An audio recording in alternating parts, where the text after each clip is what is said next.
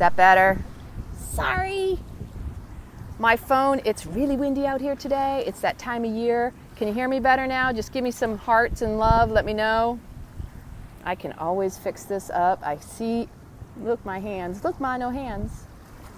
You can hear me now? Awesome. Okay.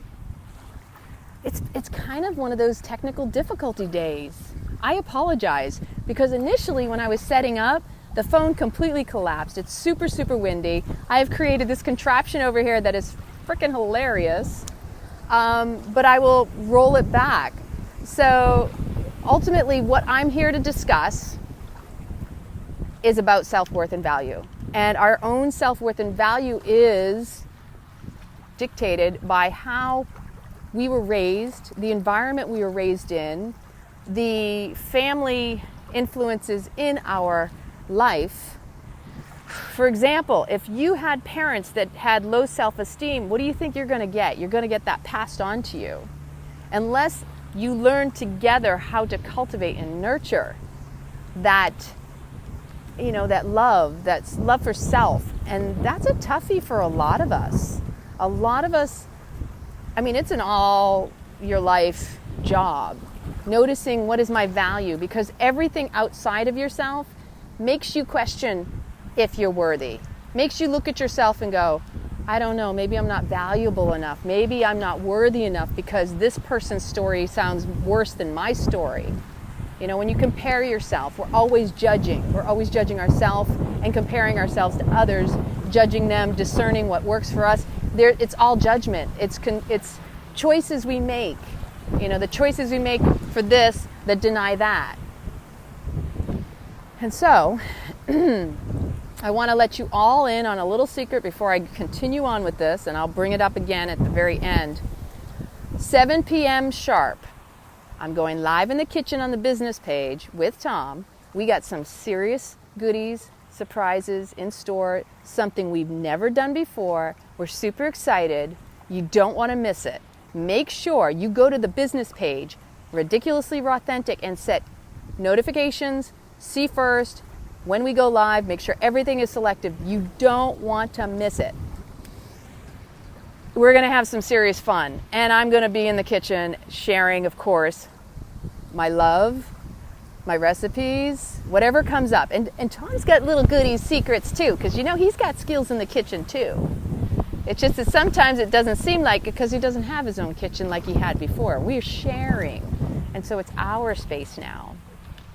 And so this is another thing that comes up, relationship, right?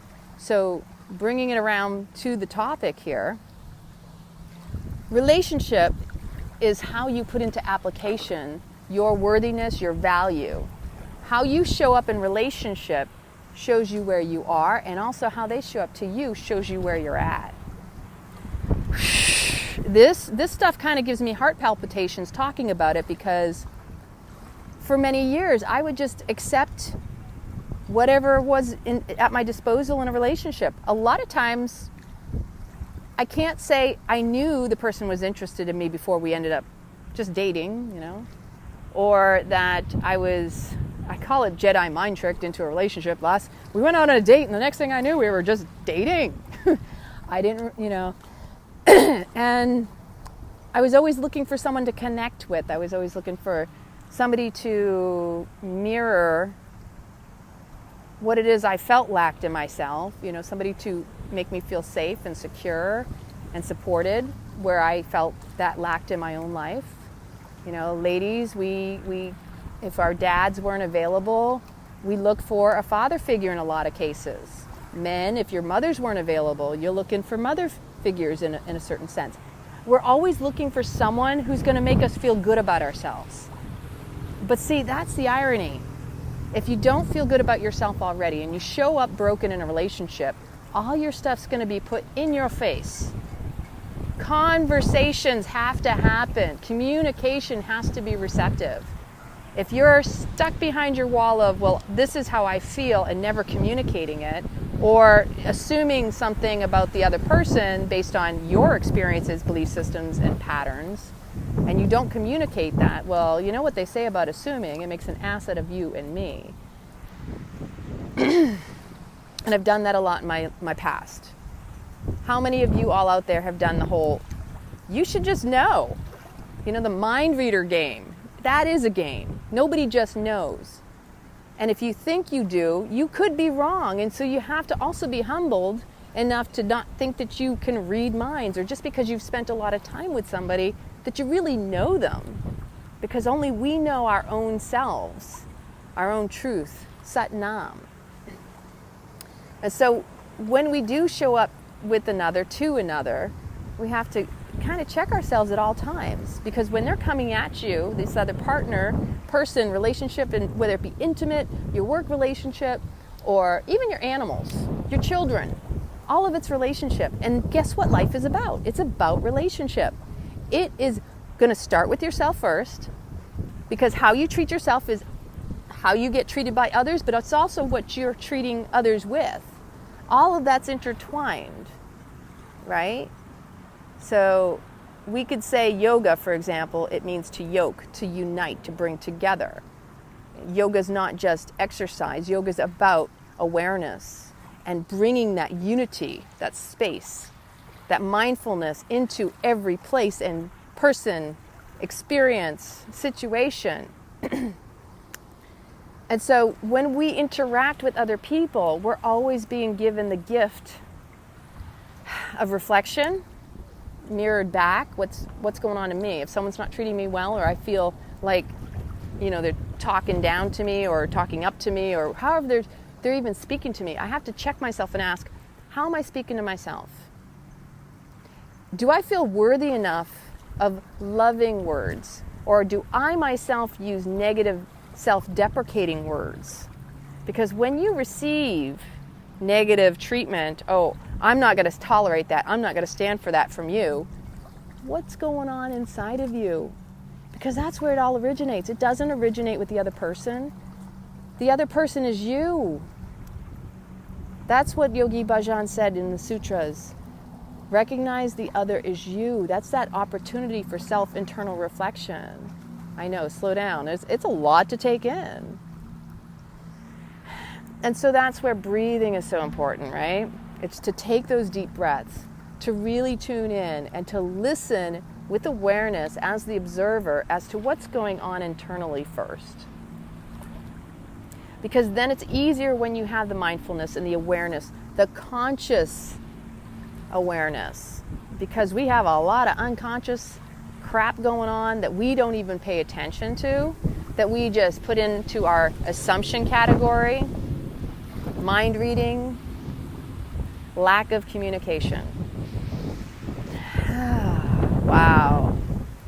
It's some heavy duty stuff. So what usually comes up is if, for example, in my own life, this past few weeks, this past couple months, I couldn't really put a number on it. It just has been coming to a head for me, as you've seen in my videos, that I've become very emotional about whatever's going on internally. And I've delineated it, I've narrowed it down to, it's about self-worth, it's about value, recognizing, do I value myself? And how am I valuing myself? Am I making time where I find, before, if all of y'all recognize, I've said in the past, what are your non-negotiables? What is my non-negotiable? I can tell you right now that my own personal yoga kundalini practice and meditation dropped off, picked up, dropped off, picked up for the first time in years. It's one thing for me to miss a day or two. It's another thing to go several days. It's another thing to go a week or two. And so I had to check myself, and I really had to go, oh my gosh, I need to be accountable for how I'm showing up for myself. Because when I'm not getting my practice, I notice everything around me suffers. Everybody around me suffers. So if I'm not good for me and setting that, I'm carrying a lot, and I know I am, because I chose that in this life.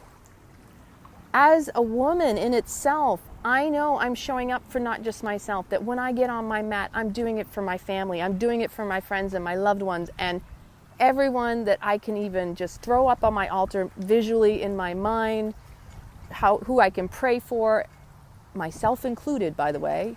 Because selfish is selfless when done consciously. That I know that if I'm showing up here on this video to speak and to share what I'm going through, yes, it's cathartic for me.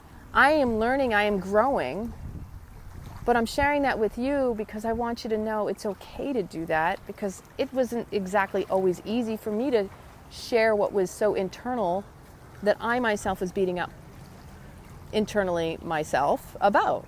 Like, how dare you want to speak to people if you're not healed?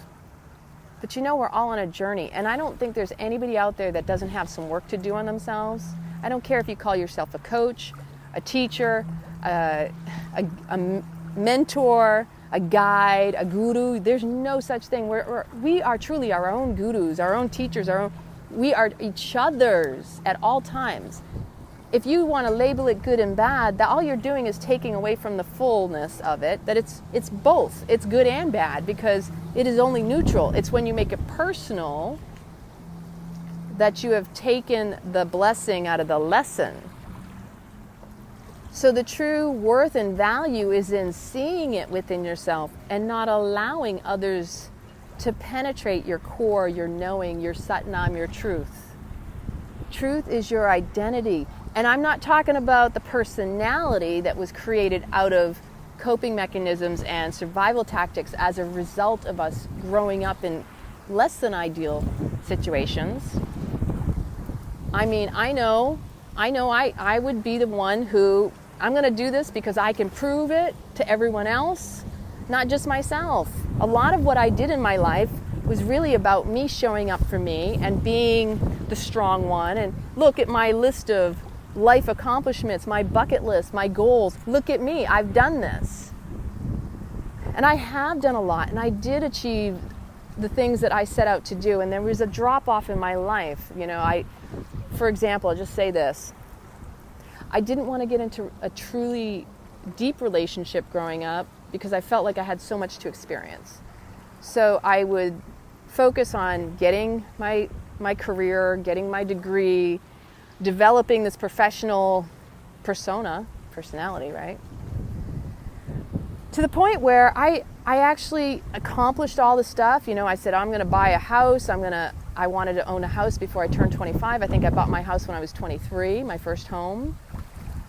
I made a lot of great choices back then, but it was out of survival, and because I was told by my dad growing up, you need to get a good job, you need to do this and that, you got to get a good job or you're going to be flipping burgers at Burger King. That was a real conversation in our house, and my sister to this day still talks about how much that irritated her and traumatized her. Nobody wants their father to turn around and tell them how, hey, but that was his humor. And he really, honestly, for me, you tell me I couldn't do something or you gave me any type of incentive to prove you wrong, that was my motivator. But that was also because I came through certain experiences that it was just about proving myself, proving my worth, proving my value. And so I was working hard. I wasn't embracing life. I was just trying to prove myself. And by proving myself, I lost myself. And I'm just now saying that and getting a tear in my eye, realizing, holy crap. By proving myself, by trying to prove my worth, I lost myself. I lost my value. Or maybe I just didn't have it because I didn't grow up learning it through my parents and witnessing them through their personal actions. Because I took on their stories. I became my mother. I became my father. I even relived their relationship where when we were young and I watched my parents fight, I ended up in an abusive physical relationship. And that was as a result of taking on those stories, not recognizing my own personal value and worth. And so, I found my way along the way. I've trying to win their love. That's exactly right, Cheryl. And truly, it wasn't until this past summer that it hit me when my sister was visiting and I really, really wanted to do, and I'm going to share this. I really wanted to do ayahuasca with my dad and my sister, and I had an opportunity to have someone perform a special ceremony for the three of us. But see, my funds, as I've discussed, have been lower than the normal. I mean, I did well up until a certain point. I've been able to do things that were important because I just trust, and it seems to always work out. I believe in that. You have to hold steady to your vision. When it's meant to happen, it will. And when it's soul-led and guided, it just aligns. And that's been my experience in my life.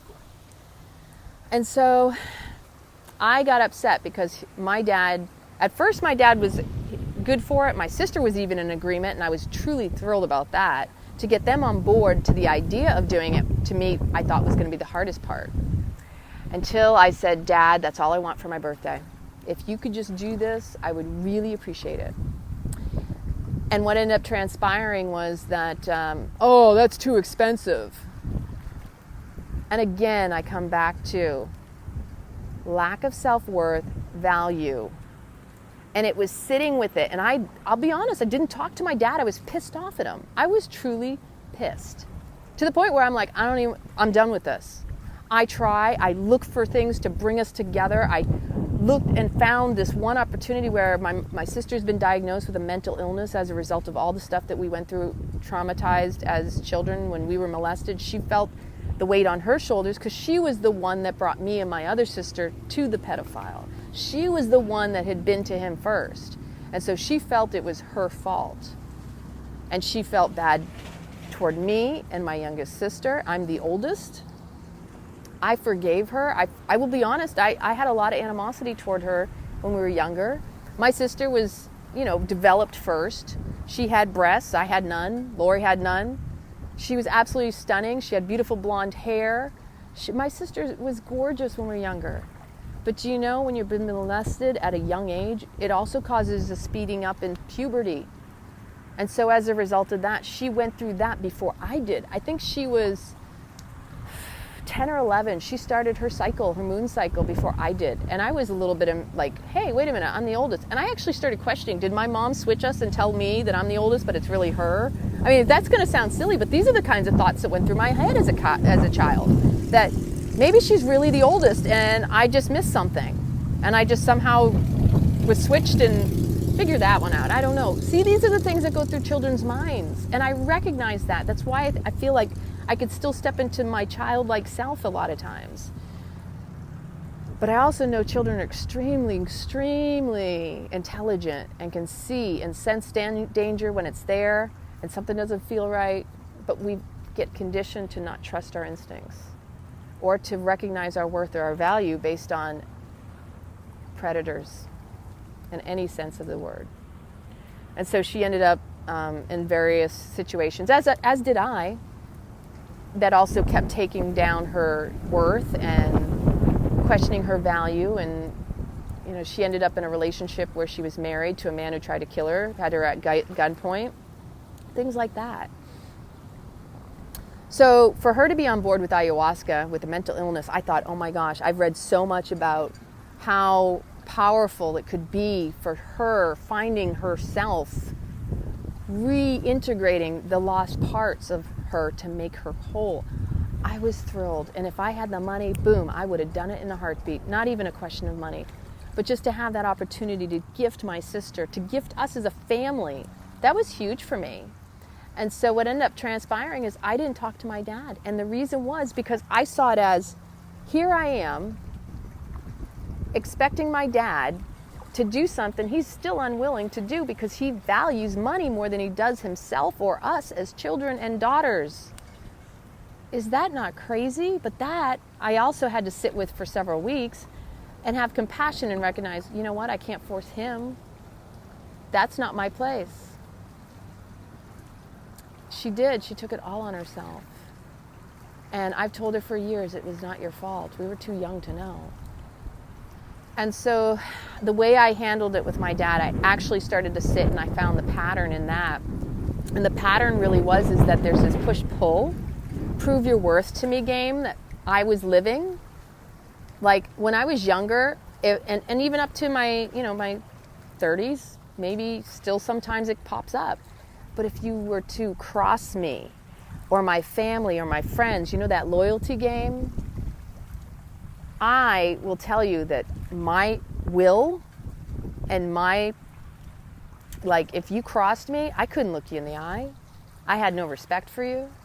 It took a lot for me to regain trust in you, and for me to want to even be involved with you. You would have to come to me and prove yourself because of the distrust that you created with me and you.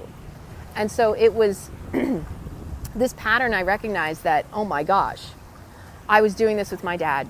I saw exactly where I was upset that he didn't want to do what I wanted him to do, which I couldn't force him to do. I wanted him to prove himself to me by doing what I wanted him to do, and then I wanted him to prove himself by not doing it.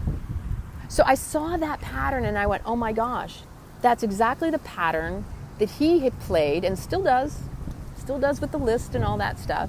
Like, prove yourself to me because I've done X amount of things. And that's not how I operate. That's not how I am. If I do it, I'm going to do it from my heart. Because I value myself enough to know that if I'm going to do it, I'm doing it with my heart and love. I'm not doing it to prove it to anybody else, and I'm no longer doing it to prove my worth or value. And whenever I have to question myself and go, am I doing this for the right reasons? I actually have to sit, is it coming from my heart or is it coming from my head? And that's a huge one right there, because a lot of times that takes us out of our value and our self-worth. We are turning around and making it into something that it never was meant to be. So interactions and relationships are key in teaching you about how you show up for you, because that's how you show up for other people. And when relationships show up to you, they can teach you so much more if you're willing and you have an open eye, preferably both, and you're conscious enough to look within, to have the awareness, the mindfulness, but also the humbleness. To notice that not everything is personal unless you make it personal, and to look with impersonal eyes. Now, what does that mean? It means you're not taking it as, here's my trigger and I need to act or react on this. You just sit with it and you go, okay, I can actually hear this. No negative, no positive. It's a perspective, and maybe it's not your own if someone is communicating to you, or maybe you're witnessing your thoughts and you have to sit there with that perspective and go, is this true? Is it real? Is it kind? And is it of value? See, we all have different values. Do we value ourselves, or do we value something more than ourselves? What is it in life that you want to experience? Don't we all want to feel loved? We want to love. And the irony is, for example, there's so many different forms of love. And what's your healthy version of love? Because believe it or not, anger is also a form of love. But rarely will anybody ever express it and go, I care so freaking much. I care this much, I'm angry. Because they don't even see it. They'll see the anger before they see the fact that it's love. Because if you didn't care, you didn't love, you wouldn't get angry and put that much attention upon it.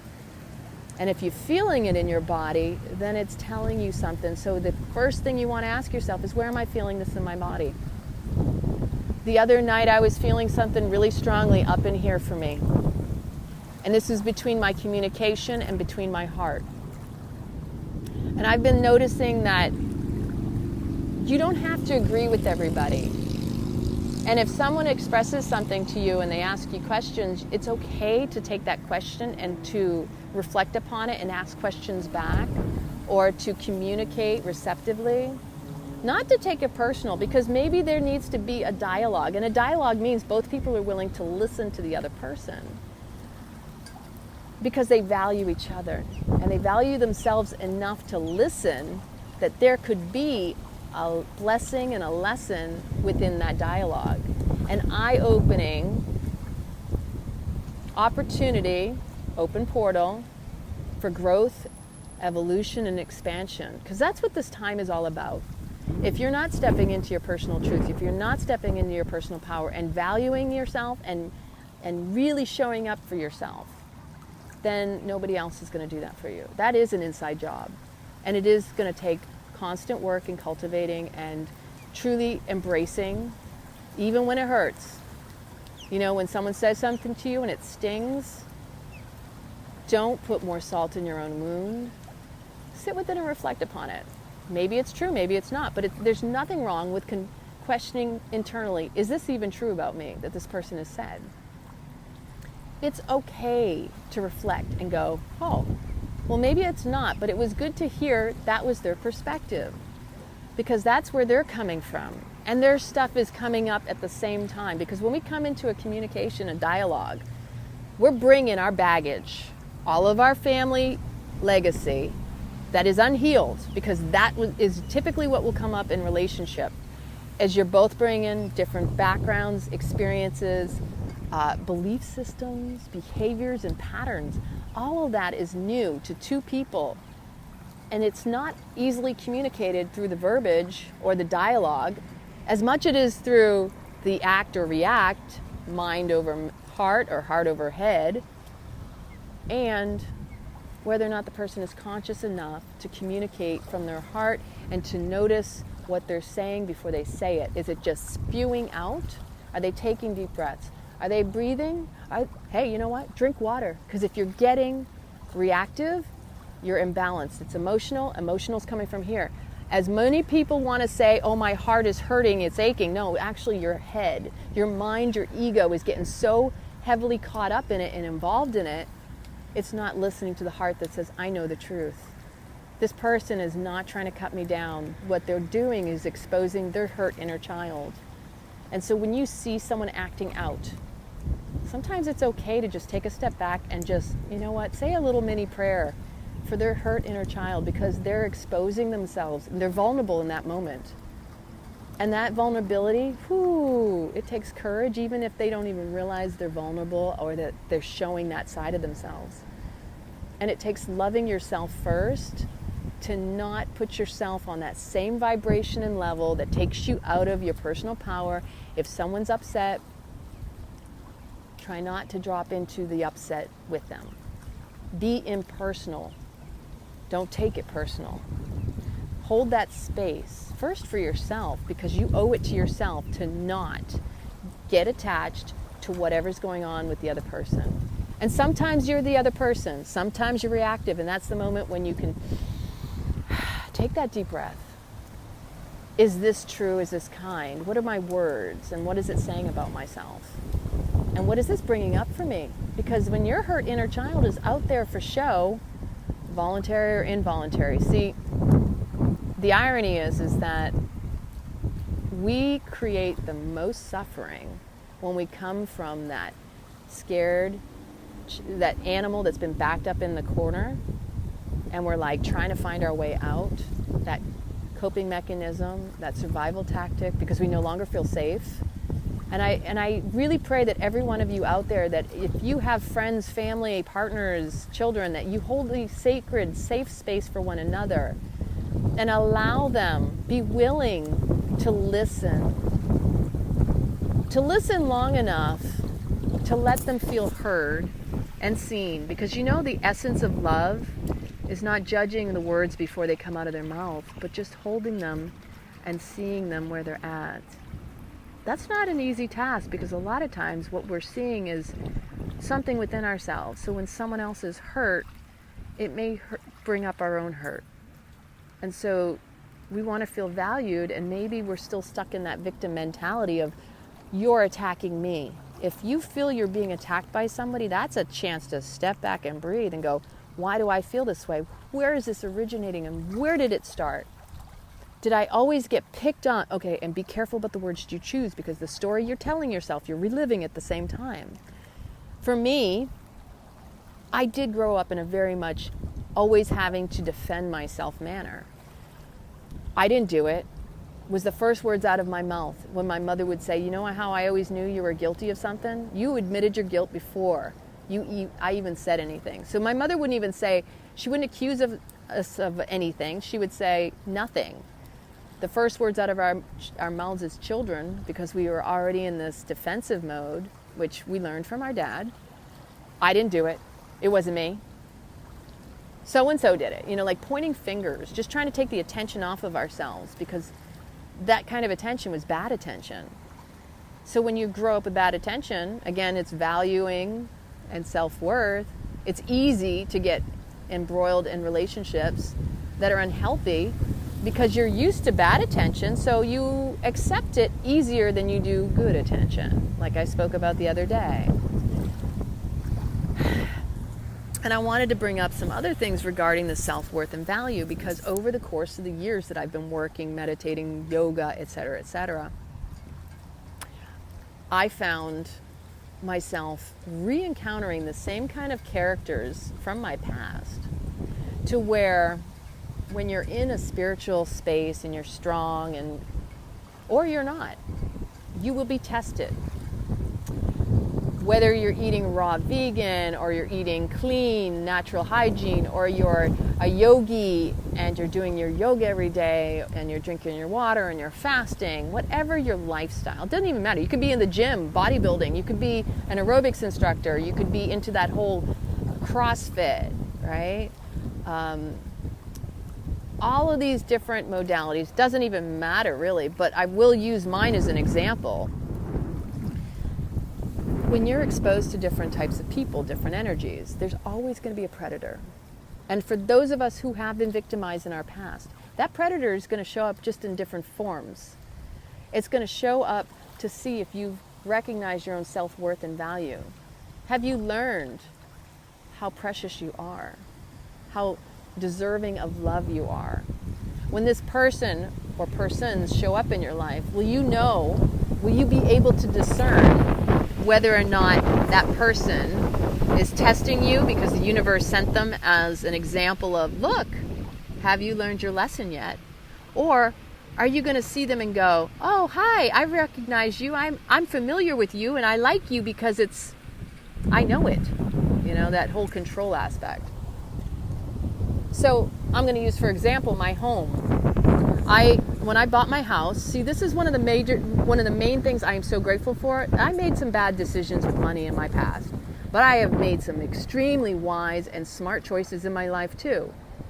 And I'm very grateful, because if I hadn't have bought my home up in Maryland and sold it and profited and been able to recover and turn it over into another home, I'd probably be still at home with my dad.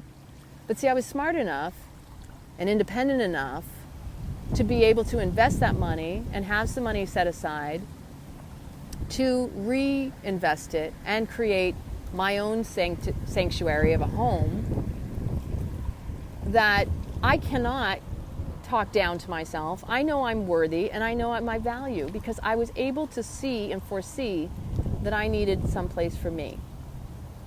And that was my value, and that I did not want to live at home with my dad any longer. And that was nothing in reflection of him. It was just me knowing I need my space. And I'm an adult, and that environment is no longer my vibration. And so even though I did that, I had some money set aside to fix this particular house up that I'm in now. And there's some things that still need work. And I had several examples of self-worth again, where people showed up to do work and they didn't follow through, and I didn't understand, that maybe I should have researched a little better. They overcharged me, I paid them, they didn't finish work. Some people never showed back up again. Tools got left behind. I mean, it's the strangest irony of life that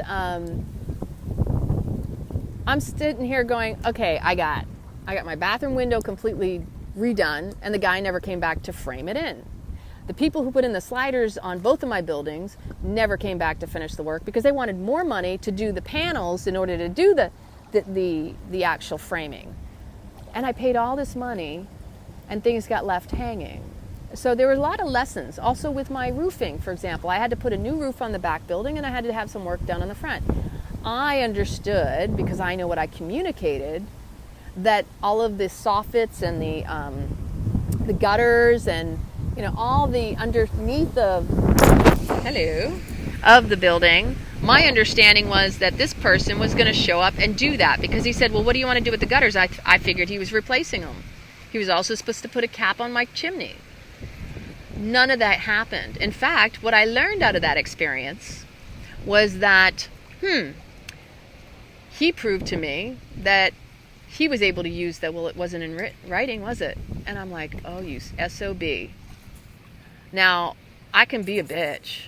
I have been a bitch. And that's what I was saying earlier, that when someone crosses me, you're going to have to prove yourself. Now, in that particular case, why would I hire that person again?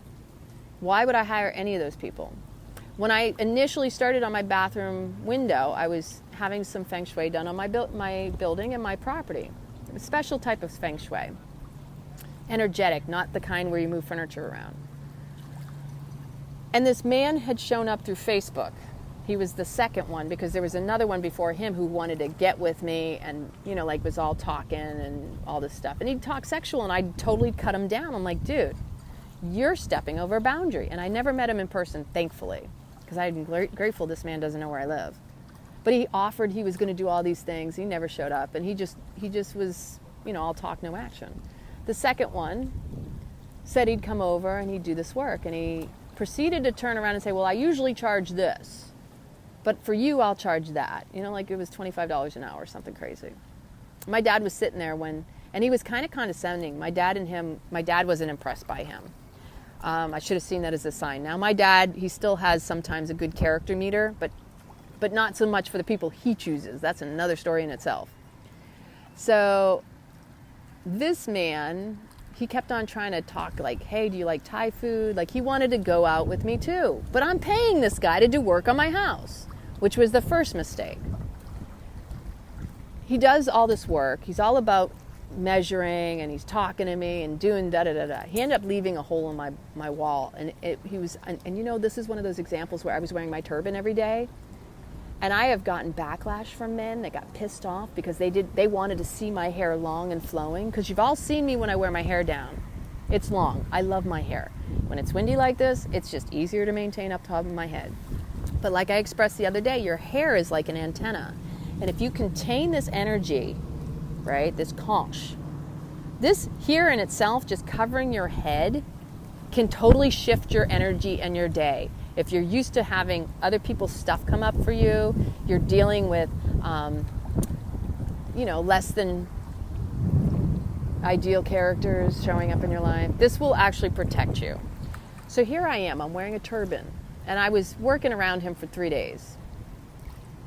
And the first day, maybe it was 2 days, because maybe I couldn't tolerate him after that second day. My girlfriend, who's helping me around the house do the feng shui, she could sense it wasn't feeling right. I wasn't very comfortable, and my self-worth was a huge issue coming up at that time. And I say this because I was saying to my girlfriend, I said, it's very rare for me to turn around and go, I really want this guy out of my freaking house. Because he would look at me and he'd put stuff in the trash bin and it'd be all sticking out, and I'd shut the trash bin so that it wasn't dangerous. And he's like, oh, that's bad, something about bad feng shui. And like he was trying to talk all spiritual to me. And I'm like, who the fuck is this guy? Excuse my French, but that's kind of how I was. I was like, oh no, he's not trying to talk my language like he thinks he knows what that is. And I'm like shaking my head going, I don't even talk like that. Are you kidding me? You all see me. I love my crystals. That's something personal to me. You get it, you don't. No big deal. I know my signs. I know what works for me. I get intuition. I'm not trying to prove it to anybody else. And I certainly don't need anybody to try to speak my lingo. You want to speak my lingo, just be human. Just be real, be authentic. Be vulnerable and courageous at the same time. Show up as you are and not like what you think I want. So this guy literally at one point, he got all condescending.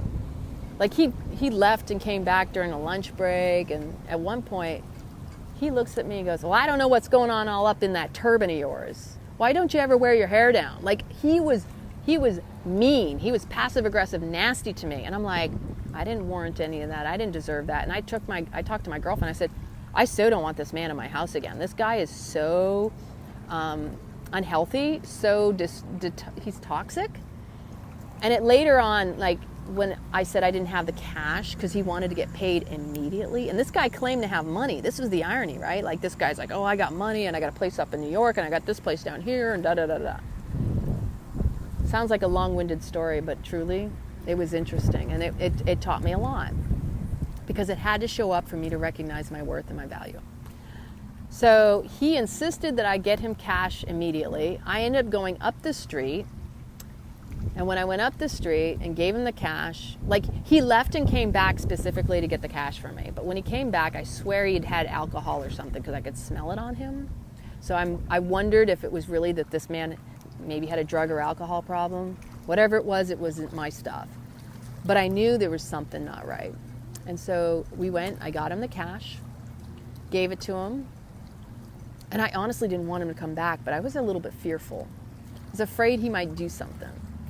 So I let him go, and then he came back the next day, worked for maybe a couple hours before I finally got up the courage, because he said he was supposed to work the whole day the next day on a Sunday, and he's like, well, I got my dad's birthday party and blah, blah, blah.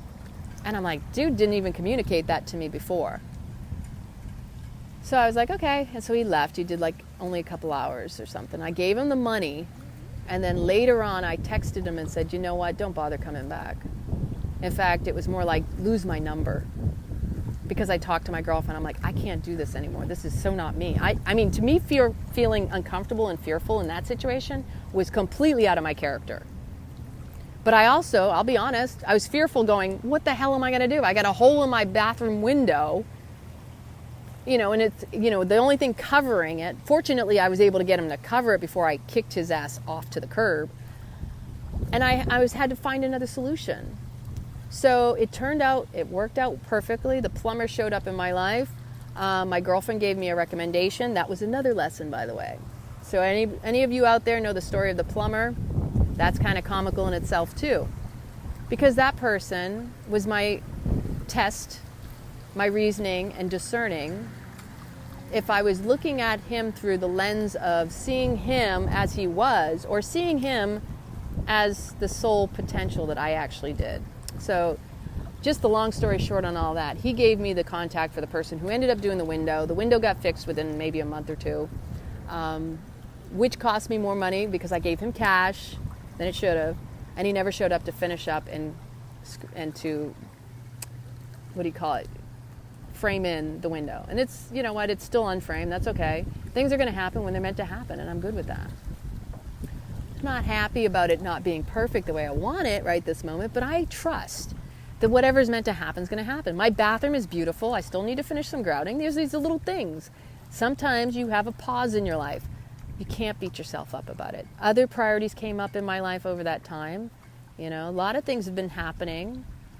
You can't be cooped up in your house either, and I needed to also take time for me.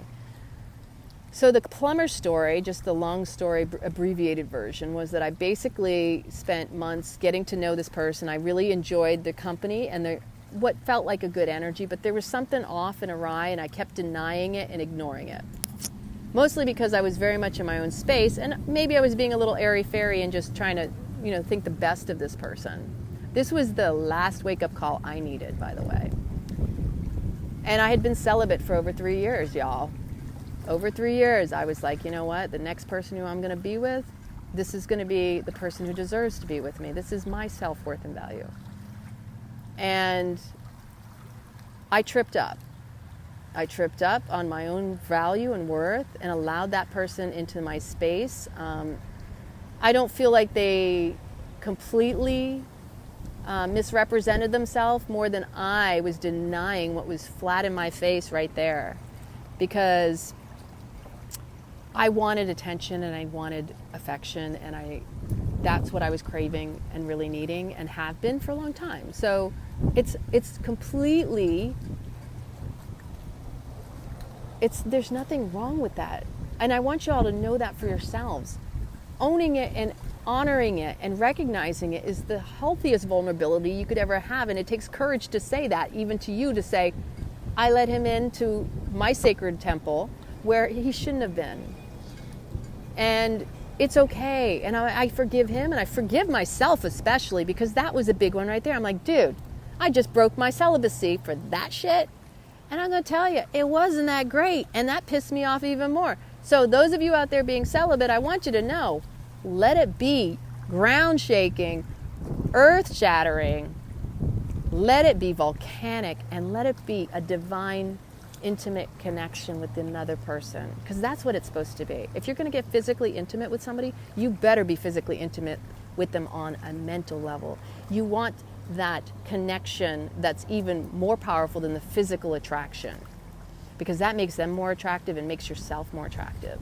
And that's what value and self-worth comes up, because those people who are going to try to talk your lingo, they're just showing up to remind you that you yourself are the only one who can recognize your worth and your value within you. Let them do their stuff, but own your own truth. Step into your own personal power, because nobody else knows it better than you. And so when you make decisions from that place of desperation, let's say, you're creating more suffering in that in itself, because you're attaching to something you feel you need, that you feel is outside of yourself and lacking when it's all inside of you. That's why I try to encourage y'all, you follow me with the 40-day Rad Kundalini Yoga Challenge. I'm doing it because I want you to all get an experience that is completely unique to each individual one. So we're taking a break today because, like I said, you want to tune in at 7 o'clock this evening, because I'm going to be live in the kitchen with Tom. We're going to have some serious fun. I'm going to share some recipes. You all know I like to dance in my kitchen. We have something really special cooked up, and literally, figuratively too. We love to play. We love to share, and belly laughs and baboofas all included. Who knows? You might catch mine. Although I'm camera shy, apparently. But when the right people show up in your life, they're showing you how valuable you are, because it's a reflection of how you've recognized that within yourself. I haven't always been as loving to myself in my mind and my body. And one of the big ones is my practice. It's a non-negotiable. If I don't get my meditation and my groove on in the morning, and my walk with my buddy Love over here, who's taking a snoozer because he is it's a hot day, by the way, then other people suffer, not just myself, but those I love around me. And I'm here to hold that and them sacred, as well as myself. And I know my value, and I know what I contribute, and I am the only one who needs to be accountable for that and show up and take that responsibility and that ownership. There's a quote that I heard this morning. I thought it was beautiful, and I wanted to repeat it.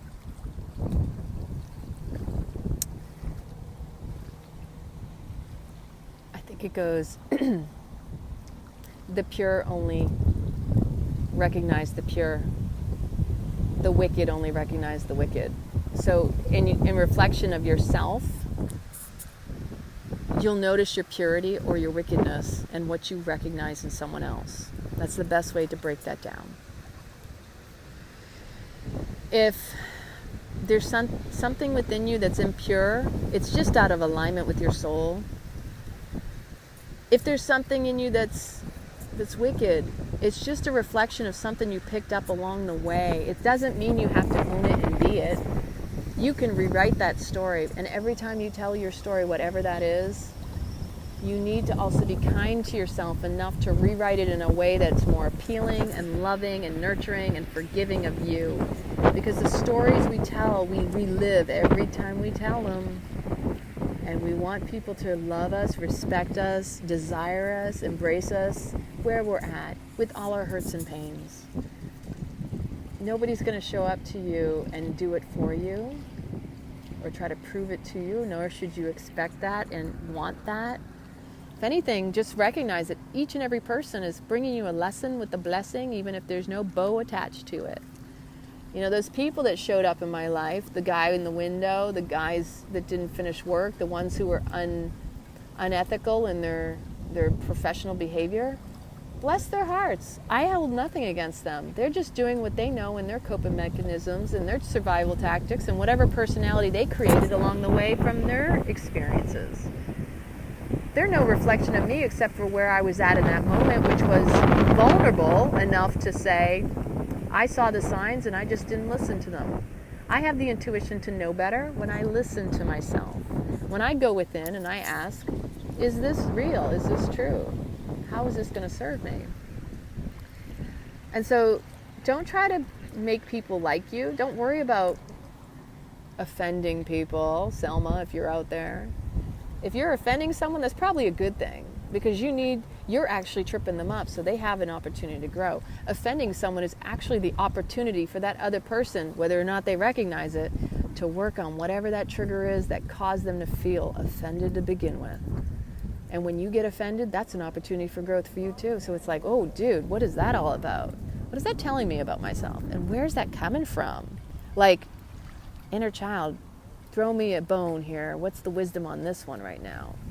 You know, I sit in my meditation, and when stuff drops in, whew, it's powerful stuff sometimes. And sometimes I'm going, okay, what you got for me? And then it comes out later. But I woke up this morning. I didn't get very much sleep. I don't even remember what I dreamed. I didn't sleep well. But when I woke up, I got such clarity, so much clarity, that sometimes you're going to have these dialogues, these conversations, and they're going to be painful. And the most important thing you can do is just speak up and speak your truth. Not everybody's going to see your value and your worth. And it's not about money. And that's what I'm trying to also point out in this live, that money is nothing. You need to love you where you're at and allow others to do the same, and not put a money value on yourself or others and what they do. We all bring gifts to the table. They're invaluable. Truly, they're all invaluable. When you start bringing money into the equation, the question is, what's your value? If you see money as being more important, and I'm not saying it's not something we need, we don't need it or anything, because truly, I envision a world that is money free. That's my big vision, but that's another story for another time. I believe in totally upsetting the whole banking system, but I'm just saying. Because money has been the root of all suffering and evil, and it's killed people. It's been the relationships. It's why there are wars. That money is more valuable, whether it's in the form of oil or land, whatever resource it is at the time that's so precious. You know, lana means wool in Italian and Spanish. Wool was a trading commodity, so therefore it was treated as money. And so to turn around and treat anybody as if they're not worthy of those trading commodities is just like saying you're a slave. Who are you to talk? That's huge and that's powerful. Nobody wants to feel less than anything. They just want to be loved as they are and not compared or had a list thrown at them.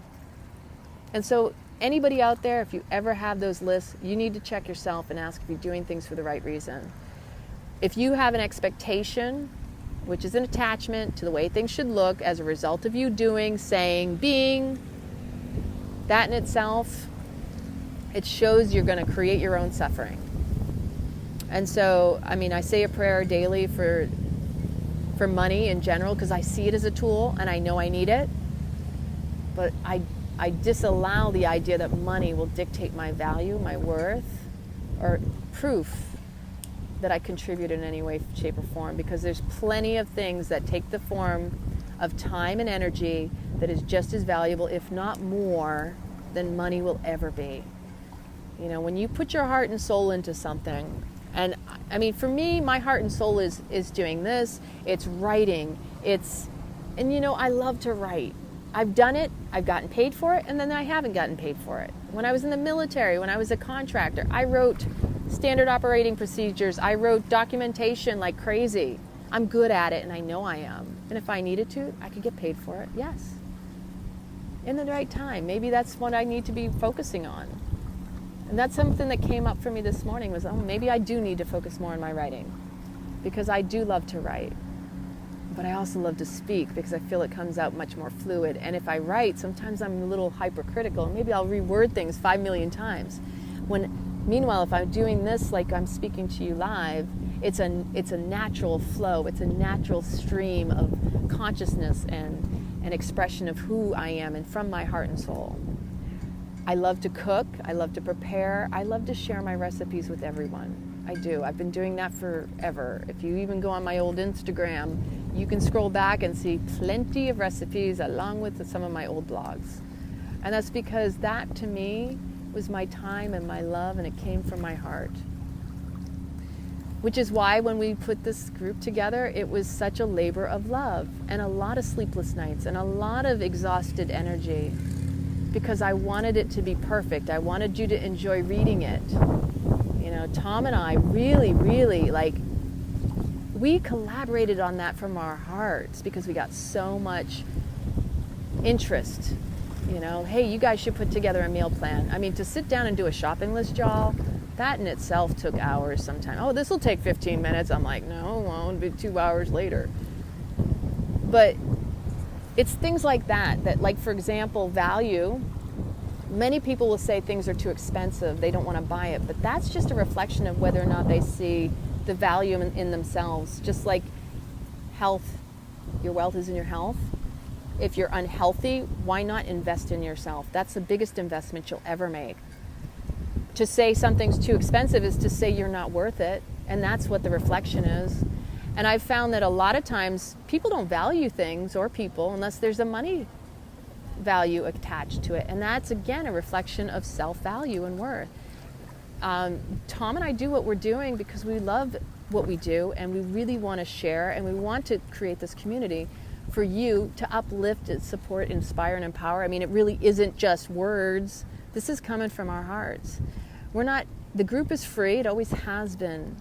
We created this so you'd have a playground that you feel safe in, supported. We brought you all together. I mean, all walks of life. We have no boundaries. The only thing we share, we really stay strict upon, are that you respect one another, that you love one another, and just honestly show up and just honor and appreciate that everybody has a different opinion. And that in itself, when you do that, that's a self-respect and a self-worth. That's valuing yourself, to not get drawn into an argument. Because when you look for an argument, you're going to find an argument. And when you look for love, you're going to find that too. Where attention goes, energy flows. And so you have to check yourself on your focus. And I do believe in a better world. And it starts within, and it starts with self. So this whole broadcast, this whole video has been about, what is your self-worth? What is your value? And what is it that you prioritize? And what do you place value upon? How do you compare yourself to your priorities and your values? Because that's all intertwined. I'll tell you, I used to have, when I made really good money, I wanted to dress nice. I love to get dressed up. I have beautiful clothes. But now it's time to shed a lot of those old personas, because it's time for something new. I'll keep some, but it's time to shed and get rid of the stuff that I no longer am using, nor is it serving me. And I don't have a problem with that at this point.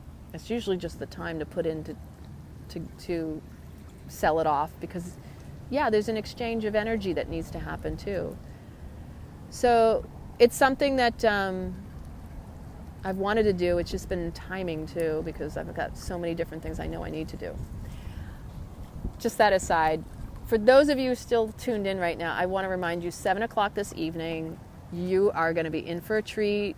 Make sure, Ridiculously Authentic, on that business page, that you're seeing first, live notifications.